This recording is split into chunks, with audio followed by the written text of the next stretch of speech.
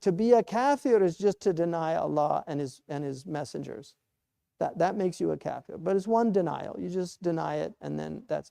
But kafar is those who deny the blessings of Allah, because those blessings are happening every moment, every day. Just the fact that you right now, the majority of us in this room, inshallah, all of us, we have normal temperatures. Nobody has a fever. Who's keeping that at 98.6 on average? Who's keeping it there? And then right now, in your body, you have these cells. They're white blood cells. They literally travel throughout the body. Any foreign invader, these are like the border patrol. Any foreign invader, in Islam, border patrol is one of the highest maqams. And murabitun, those are the people that guard the borders of the Muslims from foreign invasion. Those blood cells, anything that comes in that's foreign, they will immediately go to it, surround it, and they have these phagocytes that eat. They'll literally consume it to protect your body. And that's going on 24/7 while you're sleeping all the time. I mean, what a ni'mah, the immune system that Allah has given us. And the Prophet told us about these unseen beings, because Aisha asked him about ta'un.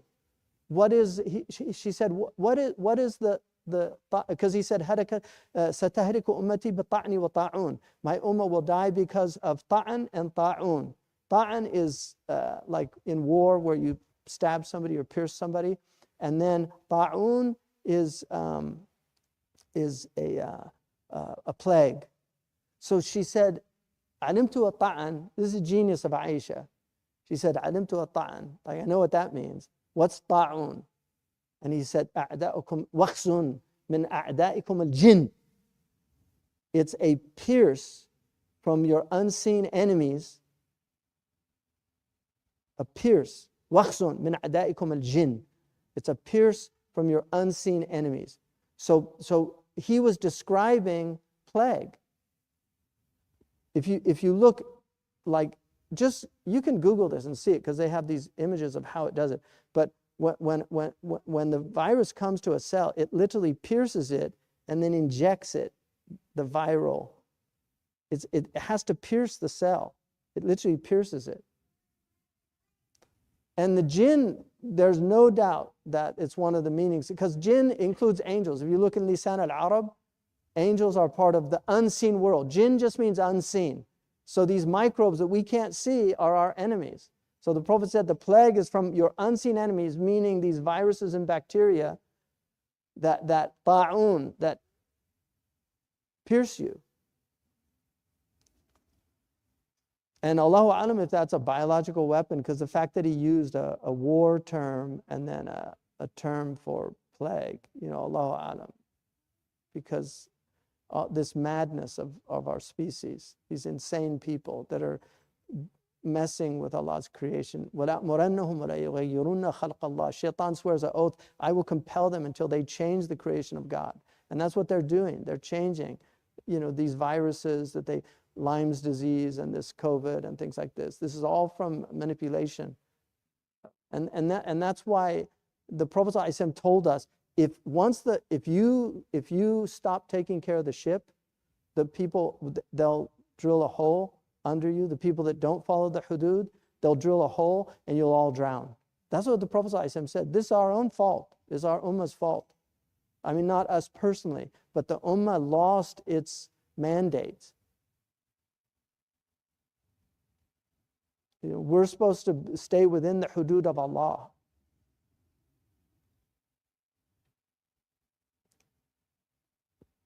And then mana'an al-khayri mu'tadin murib.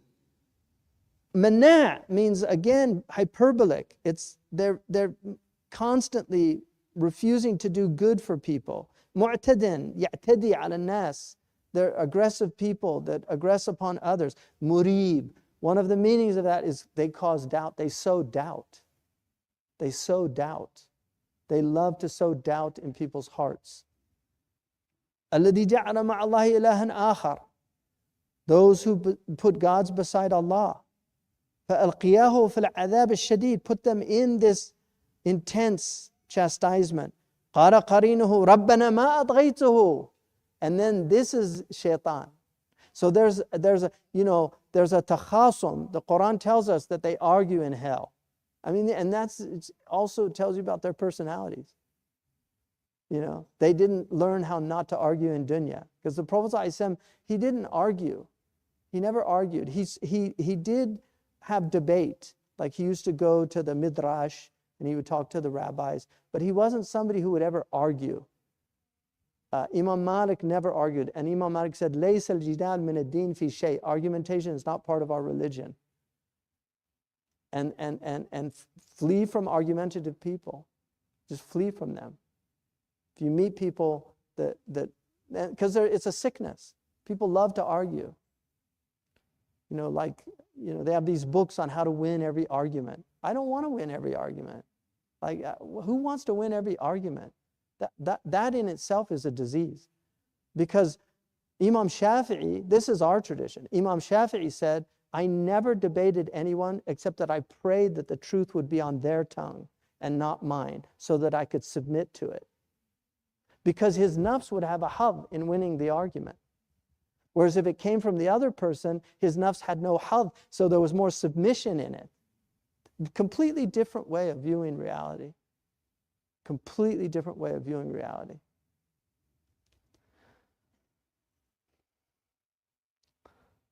So he says, the Qareen, مَا أَضْغَيْتُهُ, I didn't lead him astray. Because see, Allah doesn't, and it's almost like He doesn't give the person the honor of having his declaration in this chapter.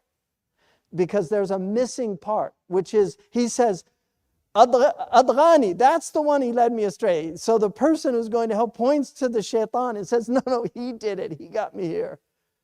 And then so the Qareen then says, no, ma adghaytuhu, I didn't do it.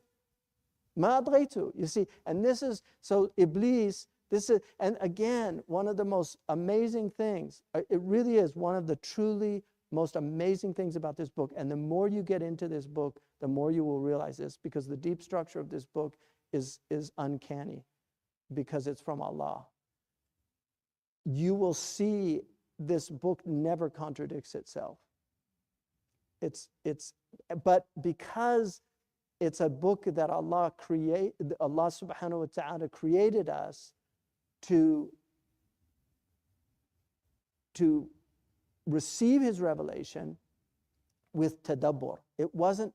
It's not like a book where it's just all spelt out to you. You have to think about it, because this is what we were created to do, to think, to ponder, to contemplate. The Prophet ﷺ said 1 hour of meditation is better than 60 years of worship. Contemplation. This is our fort. This is our bailiwick. This is what the human being really truly has been given, is this ability. All the other creatures out there, they're all in dhikr. They're all doing dhikr. They're not doing fikr. They're all in dhikr. Everything, the birds, the bees, the whales. The whales are amazing, if you've ever heard those whale sounds.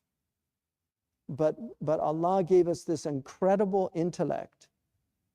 And so he says, رَبَّنَا مَا أَضْغَيْتُ, I didn't lead him astray. And this is why Shaitan, when he gets everybody, once it's when the whole amr is done, right? وَقَالَ الشَّيْطَانُ إِذَا قُضِيَ الْأَمْرُ, when the amr is done, Shaitan gets there and he said, إِنَّ اللَّهَ وَعَدَكُمْ وَعْدَ الْحَقِّ وَوَعَدْتُكُمْ.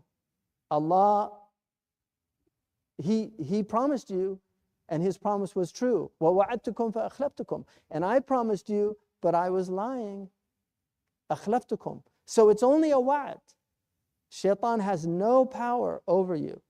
He can't put a gun to your back, right? He can't put a gun to your back. All he can do is suggest things. That's all. That's his power, is the power of suggestion, which is, it's powerful. Suggestion is very powerful. But for somebody who has any inner sights, any awareness, right? So, لما قضي الأمر, right? Shaitani, he gives his khutbah apparently on a mimbar of fire. And so he says to him, إن الله وعدكم وعد الحق ووعدتكم فأخلفتكم. وما كان لي عليكم من سلطان. I didn't have any authority over you. إلا أن دعوتكم. I just invited you. فاستجبتم لي. You responded to my invitation. It was just an invitation. RSVP. It was just an invitation. You didn't have to do your RSVP. You could have said, sorry, not interested, right? But you came. فَلَا تَلُومُونِي وَلُومُوا أَنفُسَكُمْ. His declaration of لَا تَلُومُونِي to me is, he's basically saying, the blame game's over. You could do that in the dunya, can't do it here. Blame game's over. لُومُوا أَنفُسَكُمْ. Blame your own souls.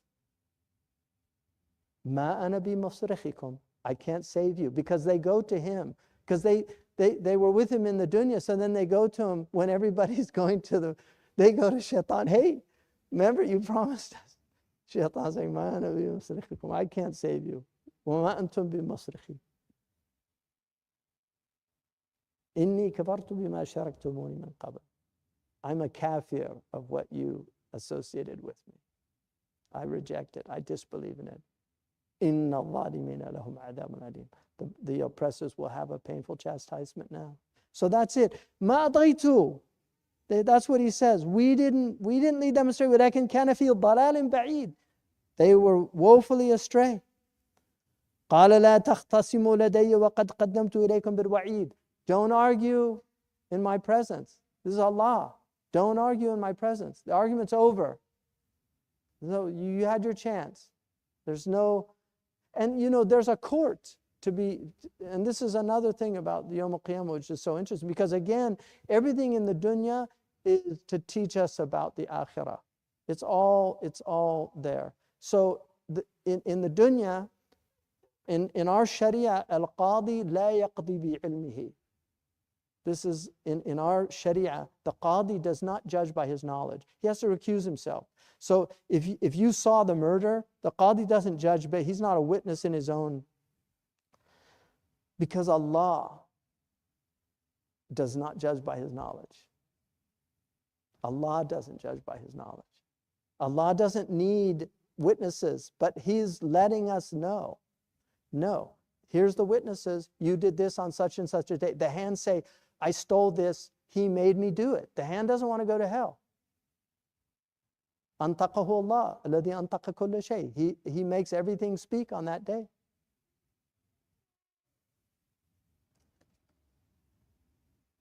لا تختصموا لدي وقد قدمت إليكم بالوعيد.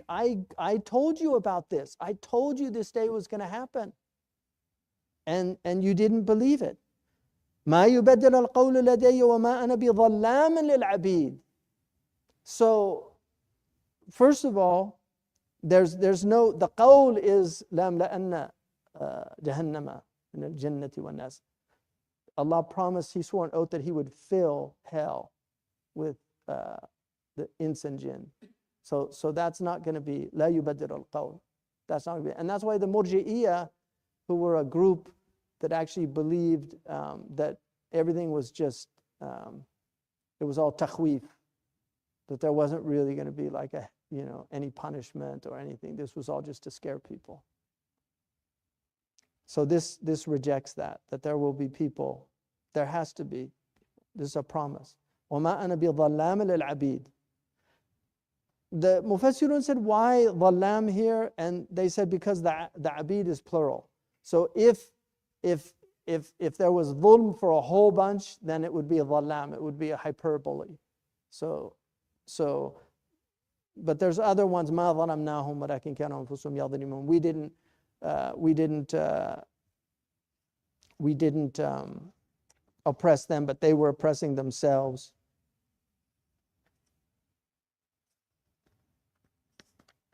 يوم يقول لي جهنم هل امتلأت وتقول هل من مزيد. Allah says to Jahannam, are you full? And hell says, هل من مزيد. So they take this from two different perspectives. One is that Jahannam's like, there's more. And the other is, هل من مزيد. there's still room down here. And then there's an amazing Sahih Hadith about the qadam of Allah subhanahu wa ta'ala. And in a riwayah, rijluhu, and these are the, the mutashabihat in the Hadith. كل النص أوهم التشبيه ففوض أو فوض ورم تنزيها. Any nas that has some kind of tashbih, where it's anthropomorphic, فوض أو فوض ورم تنزيها. Like Allah's يتنزه. Allah is transcendent above anything that relates. كل ما خطر ببالك الله خلاف ذلك. Anything that can occur to your mind, Allah is other than that. So these words, نفوض الأمر على مراد الله, نؤمن بها على مراد الله. We believe in it according to whatever Allah intended by it. So those are the muthbitun, and then some of the later people were mu'awwilun. They made ta'wil of it.